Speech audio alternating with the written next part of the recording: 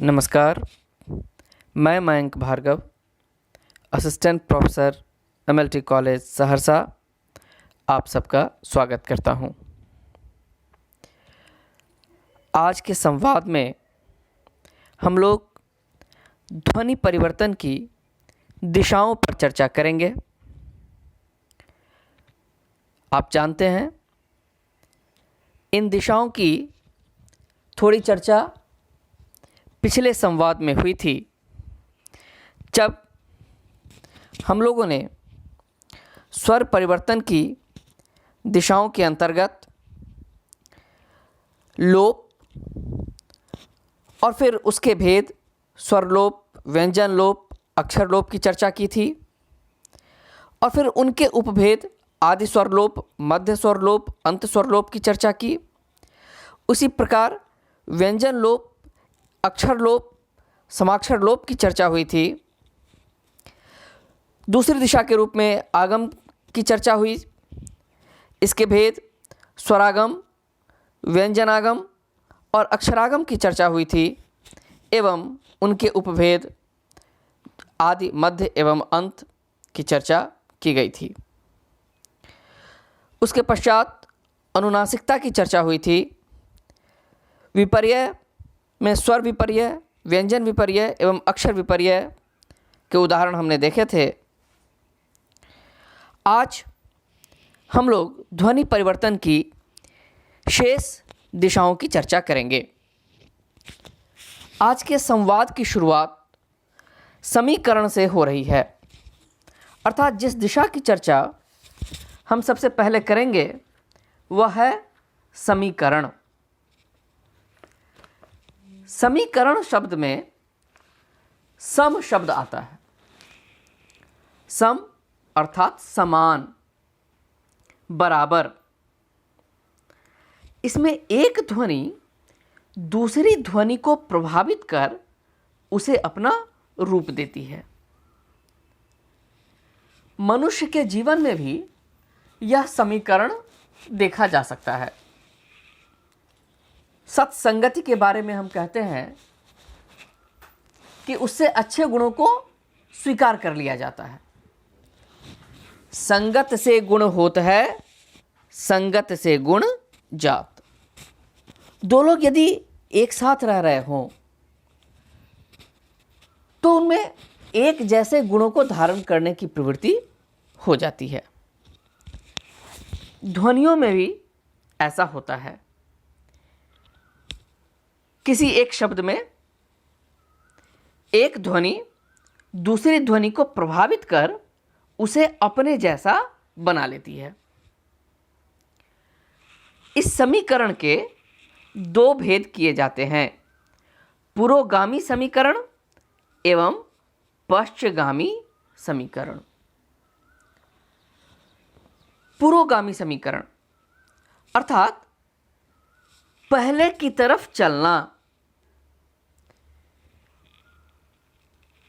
और पश्चगामी अर्थात पीछे की ओर चलना। पुरोगामी समीकरण में के दो उपभेद किए जाते हैं, पार्श्ववर्ती पुरोगामी समीकरण एवं दूरवर्ती पुरोगामी समीकरण। पहले हम पार्श्ववर्ती पुरोगामी समीकरण को देखेंगे। इसमें ध्वनि एक दूसरे के निकट रहती है, अर्थात जो ध्वनियां एक दूसरे को प्रभावित करती हैं वह साथ साथ आती हैं। जैसे चक्र शब्द है, यह परिवर्त चक्र में क और र ध्वनि है। इसमें क ध्वनि ने र को अपने जैसा बना लिया और शब्द बन गया चक्र। ठीक वैसे ही दूसरा शब्द है लग्न। इसमें ग और न ध्वनि है। हम देख रहे हैं कि लग्न शब्द बन गया लग, अर्थात ग ध्वनि ने न को अपने जैसा बना लिया और न ध्वनि भी परिवर्तित होकर ग बन गई। यानी पहली ध्वनि ग ने दूसरी ध्वनि न को अपने जैसा बना लिया। तो जब दो ध्वनियां साथ साथ आए और दूसरी ध्वनि पहली ध्वनि जैसी हो जाए, उसका रूप धारण कर ले, इसे हम कहेंगे पार्श्ववर्ती पुरोगामी समीकरण। और दूसरा उपभेद है दूरवर्ती पुरोगामी समीकरण। इसमें ध्वनियां साथ न रहकर दूर दूर रहती हैं।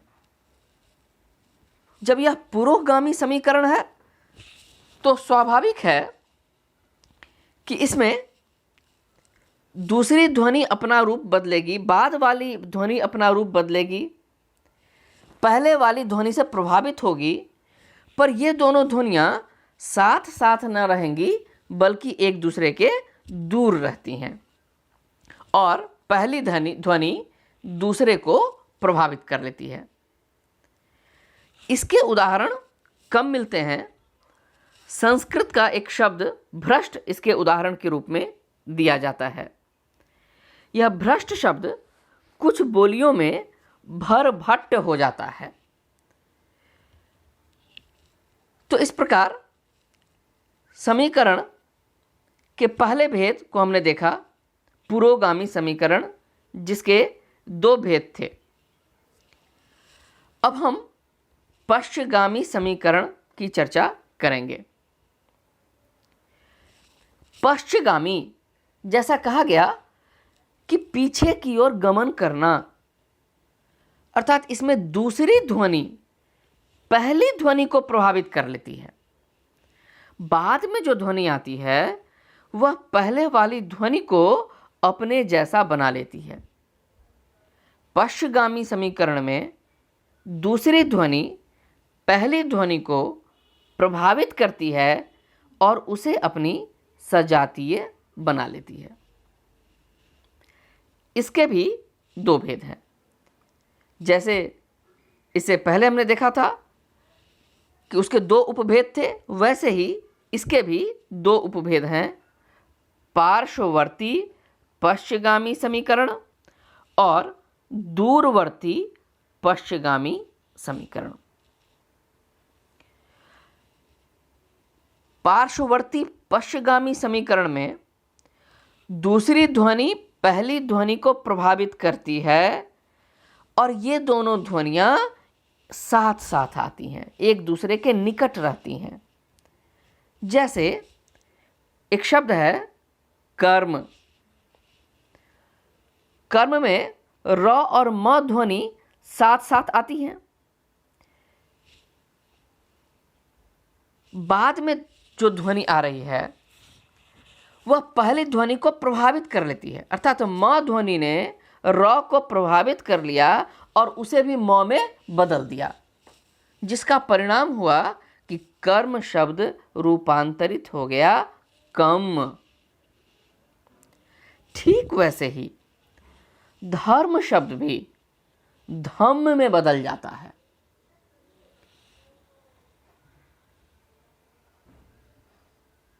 संस्कृत में तत्सम शब्द आता है धर्म, परंतु पाली और प्राकृत में धम्म शब्द प्रयुक्त होते आपने देखा होगा।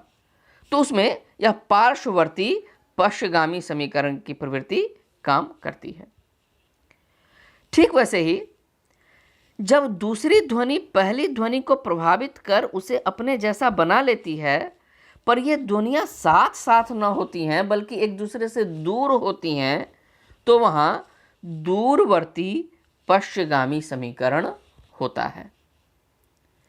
जैसे एक शब्द है खरकट। हम देखेंगे कि इसमें पहली ध्वनि है ख, फिर र और तब क ध्वनि आ रही है खरकट।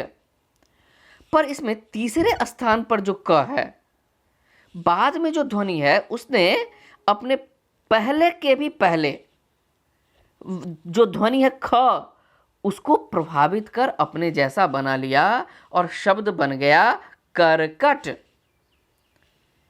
यह हुआ दूरवर्ती पश्चगामी समीकरण।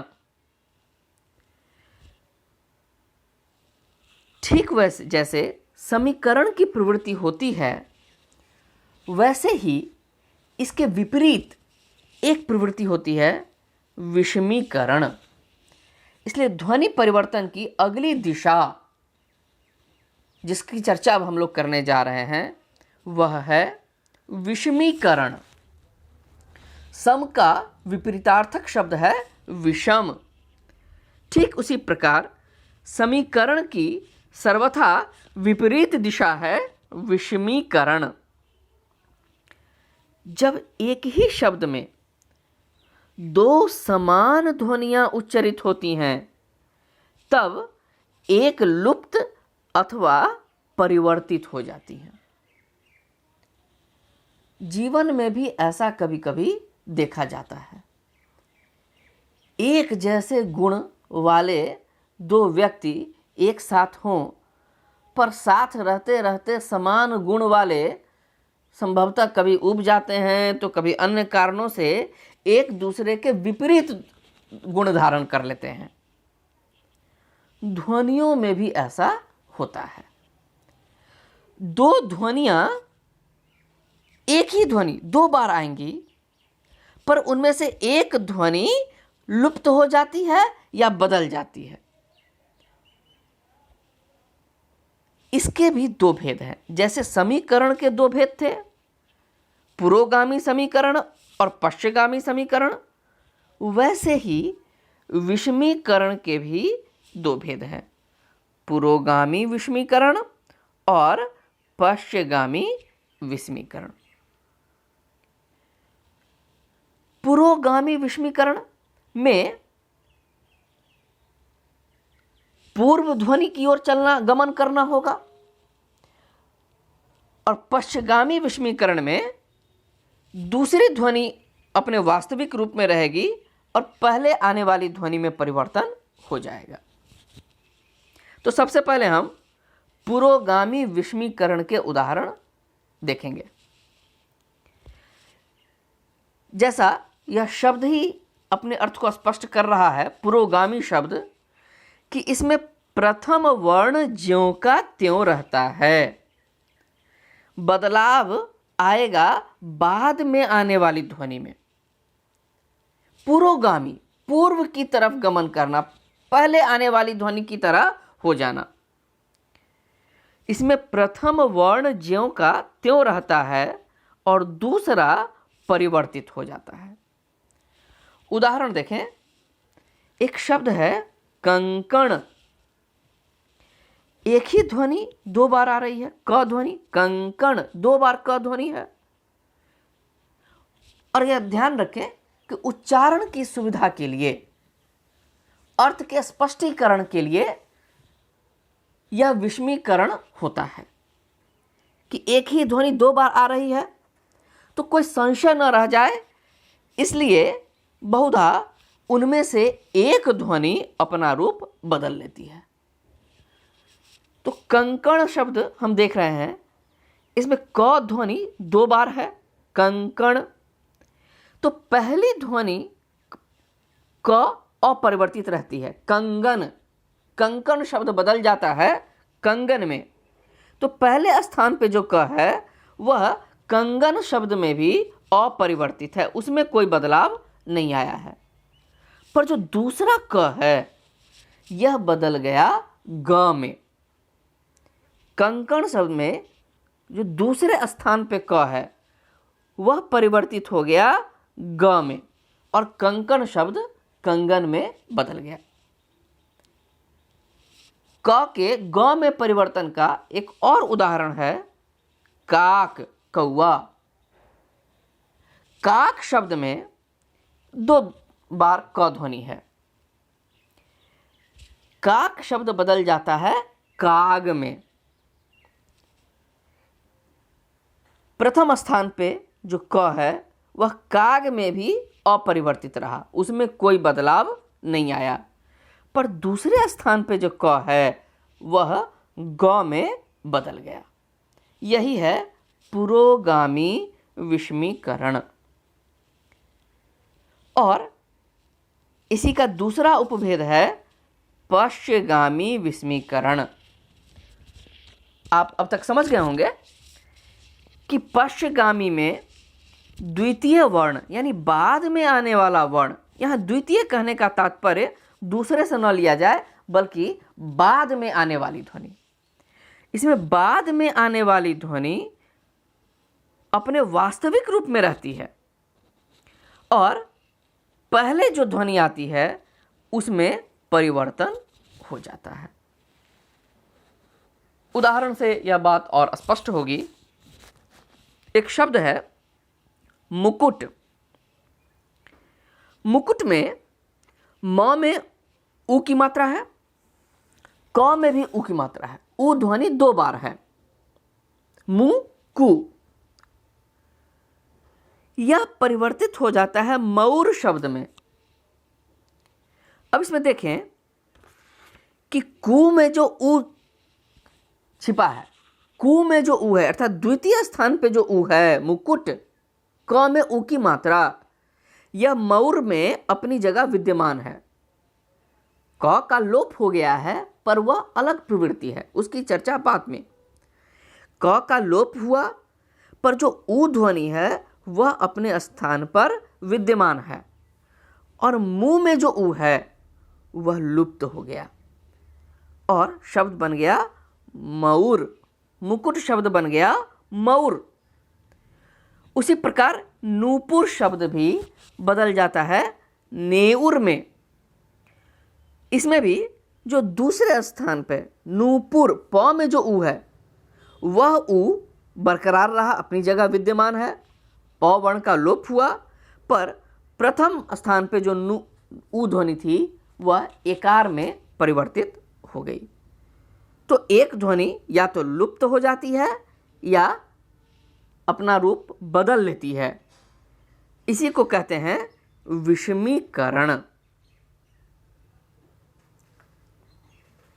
इसके बाद ध्वनि परिवर्तन की अगली दिशा है मात्रा भेद। कई शब्दों में मात्रा भेद हो जाया करता है। मात्रा भेद कहने का तात्पर्य है कि कभी दीर्घ स्वर से ह्रस्व स्वर हो जाता है तो कभी ह्रस्व से दीर्घ हो जाता है। बहुधा यह स्वराघात के कारण होता है। हम किसी विशेष स्वर पर बल देते हैं, बोलने के क्रम में, उच्चारण के क्रम में नाना कारणों से हम यह आघात देते हैं। इस स्वराघात के ही कारण यह मात्रा भेद होता है। और जैसा कहा गया कि दीर्घ से ह्रस्व और ह्रस्व से दीर्घ, दोनों तरह के उदाहरण इसमें दृष्टिगोचर होते हैं। तो पहले कुछ उदाहरण देखें जो दीर्घ से ह्रस्व में परिवर्तित होने के उदाहरण हैं। जैसे एक शब्द है नारंगी में आ, यह बदल गया अ में, नारंगी परिवर्तित हो गया नरंगी।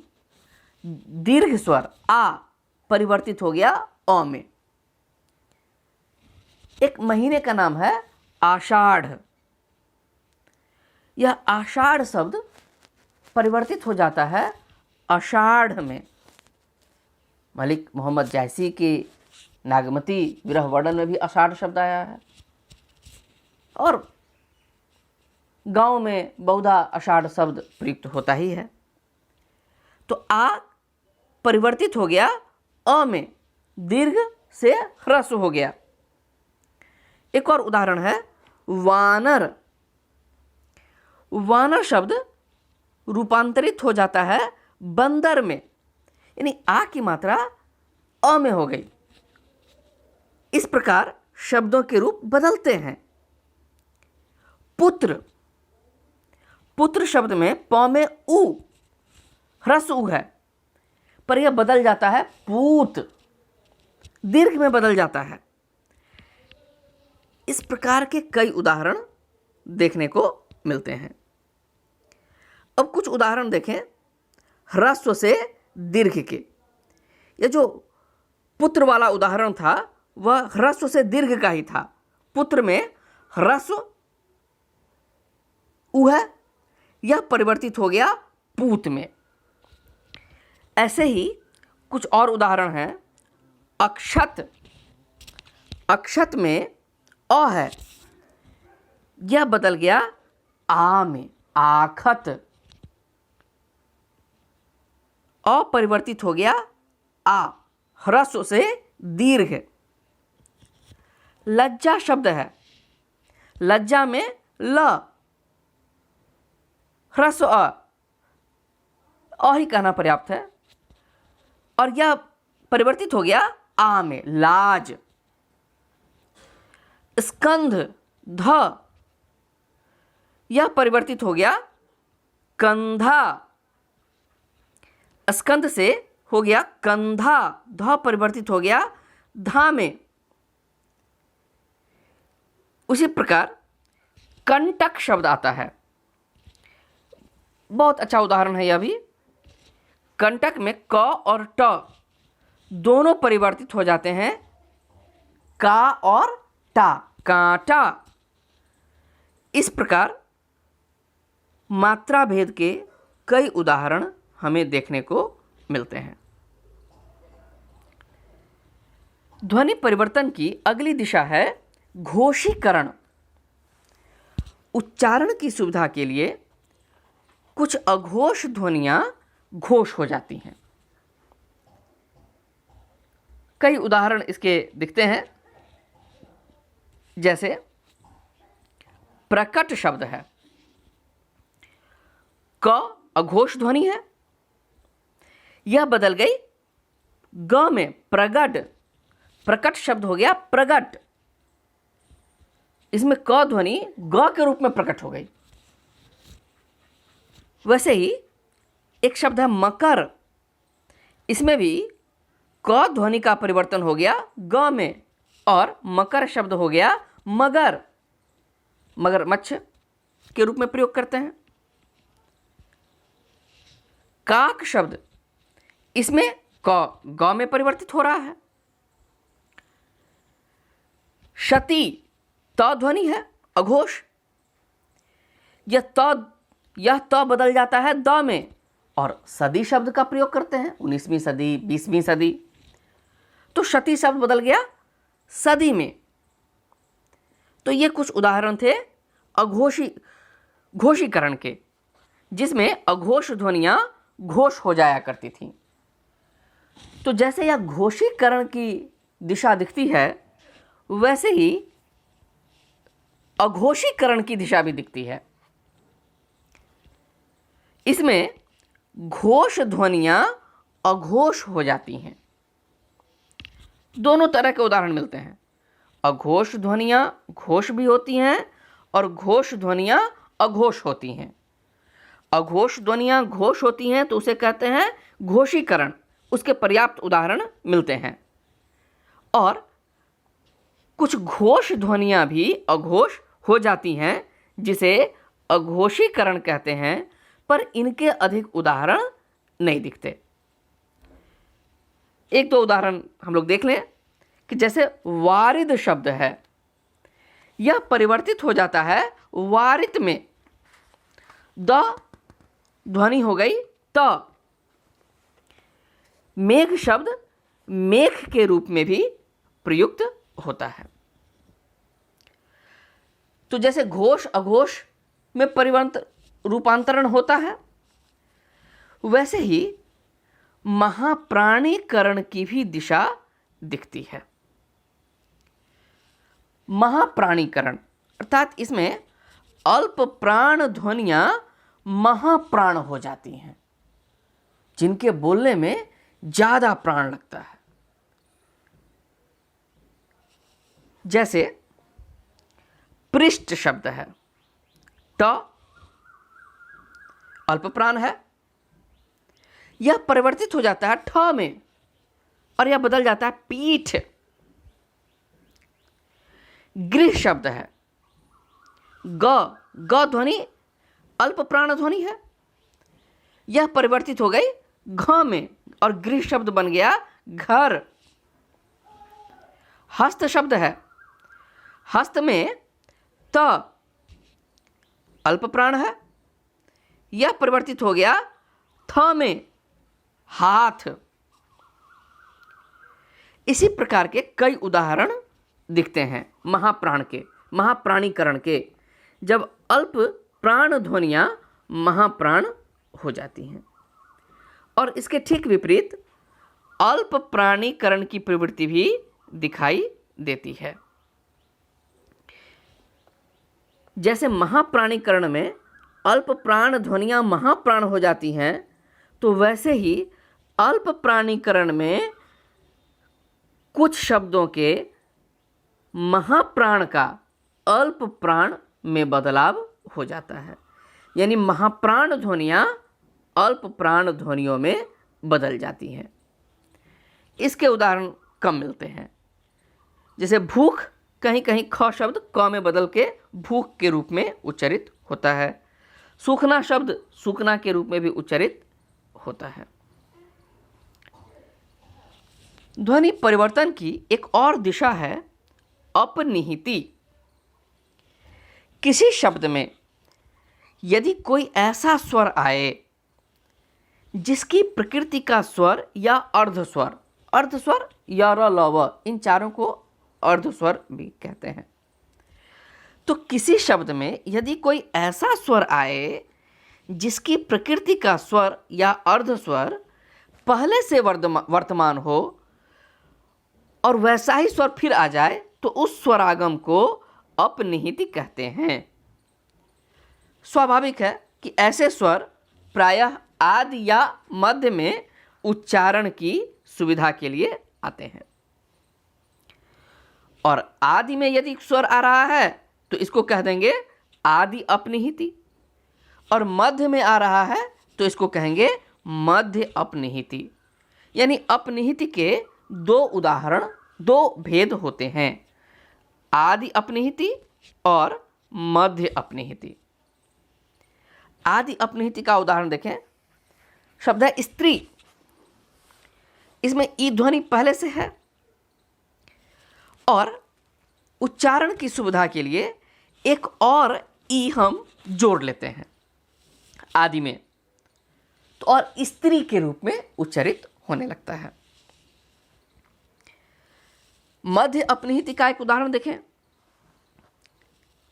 कि बेल शब्द है वह बेल के रूप में प्रयोग होता है, या बेला शब्द है बेला के रूप में प्रयोग होता है। बीच में ई शब्द, ई जो ई ध्वनि जुड़ जाती है, तो इसे ही कहेंगे अपनिहिति। ध्वनि परिवर्तन की एक और दिशा है, प्रमुख दिशा है अपश्रुति। कभी कभी व्यंजन नहीं बदलते, शब्द में हर प्रकार की ध्वनियां आती हैं, स्वर भी व्यंजन भी, तो इसमें व्यंजन नहीं बदलते, व्यंजन अपरिवर्तित रहते हैं, केवल स्वर बदलता है और स्वर बदल जाने से अर्थ परिवर्तन हो जाता है। इसे ही अपश्रुति कहते हैं। अर्थात व्यंजनों की अपरिवर्तित दशा में केवल स्वर में अंतर होने से अर्थ परिवर्तन हो जाने को अपश्रुति कहते हैं। व्यंजन नहीं बदले, केवल स्वर बदल गया और अर्थ परिवर्तित हो गया। अरबी के लगभग सभी शब्दों में इस दिशा का संकेत किया जाता है। कहा जाता है कि अरबी की धातु प्रायः 3 व्यंजनों की होती है और उनमें विभिन्न स्वरों को जोड़कर अर्थ की विविधता आती है। जैसे क, त, ब, ये 3 व्यंजन हैं और इसी में स्वर बदलता चला गया तो क, त, ब से हो गया किताब या कुतुब या कातब। इस प्रकार शब्द बनते चले जाते हैं। हिंदी में यदि देखें तो लिख, ल और ख व्यंजन है, इसी में एक स्वर जोड़ दिया, लिख से हो गया लिखी। फिर ख में ए स्वर जुड़ा, हो गया लिखे। तो ऐसे कई उदाहरण देखे जाते हैं। और अपश्रुति का भी प्रधान कारण स्वराघात होता है। इसके बाद अगली दिशा है अभिश्रुति। हमने थोड़ी देर पहले अपनिहिति देखा था। जब किसी शब्द में कोई ऐसा स्वर आए जिसकी प्रकृति का स्वर या अर्ध स्वर पहले से विद्यमान हो और वैसा ही स्वर आए तो उसको अपनिहिति कहते हैं। यही अपनिहिति के कारण आया हुआ स्वर यदि बाद में फिर परिवर्तित हो जाता है तो उसे अभिश्रुति कहते हैं। फिर से दोहराऊं कि अपनिहिति के कारण जो परिवर्तन आया, जो स्वर अपनिहिति की दिशा में आ गया था, फिर कालांतर में उस शब्द में फिर परिवर्तन होता है। एक ही शब्द में कई रूप बदलते जाते हैं। तो अभिश्रुति में अपनिहिति के कारण जो स्वर कभी आ गया था वह स्वर फिर बदल जाए, वह स्वर अपना रूप परिवर्तित कर ले, तो फिर इस दिशा को अभिश्रुति कहा जाता है। एक और दिशा की चर्चा करें जो है स्वर भक्ति। इसके कई उदाहरण आप आम जनजीवन में देख सकते हैं। कई स्थितियों में संयुक्त ध्वनियों के उच्चारण में कठिनाई होती है और जब हम संयुक्त ध्वनियों का उच्चारण अच्छी तरह नहीं कर पाते तो उच्चारण की सुविधा के लिए उनके बीच में एक स्वर आ जाता है, स्वरागम हो जाता है। तो है तो यह मूलतः स्वरागम ही, जिसकी चर्चा हम पहले कर चुके हैं। पर संयुक्त ध्वनियों के बीच में यदि स्वरागम होता है तो इसका एक विशेष नाम दिया जाता है स्वर भक्ति। जैसे राजेंद्र, इसको कई बार हम राजेंद्र के रूप में बोलने लगते हैं। हुक्म, इसको हुकुम के रूप में बोलने लगते हैं। तो यानी संयुक्त ध्वनियों के उच्चारण में कठिनाई होती है और उच्चारण की सुविधा के लिए उनके बीच में स्वरागम होता है, उसे ही स्वर भक्ति कहते हैं। आशा है आपने ध्वनि परिवर्तन की इन दिशाओं को समझा होगा और इससे संबंधित यदि कोई संवाद हो तो अन्य माध्यमों के द्वारा आपका स्वागत है। अगले संवाद में हम भाषा विज्ञान की किसी और बिंदु पर चर्चा करेंगे। आपके सहयोग के लिए, इस वीडियो को देखने के लिए, इस वीडियो के द्वारा मेरे साथ बने रहने के लिए बहुत बहुत धन्यवाद, आभार।